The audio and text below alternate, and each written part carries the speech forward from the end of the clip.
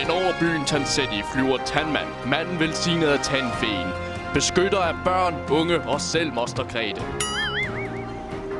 Tandfeens velsignelse gør, at Tandman kan opfange den mindste bakterie på hans tænder. Denne heltenes helt er dog intet uden god tandpleje.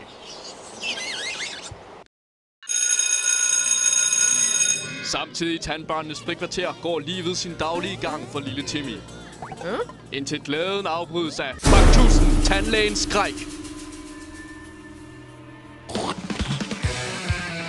Med sin unaturligt bakteriefyldte mund spytter Baktusen en stråle af plak, som giver alt den rammer en slem tandpine. Imens et andet sted genoplader Tandman sine kræfter, indtil han pludselig hører et råb om hjælp. Hjælp! Skynd dig, Tandman!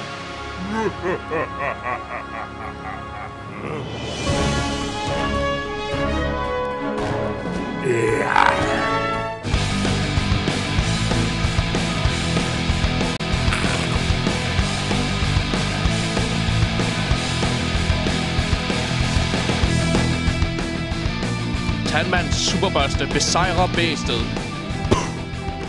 Og dagen er reddet takket være Tandman.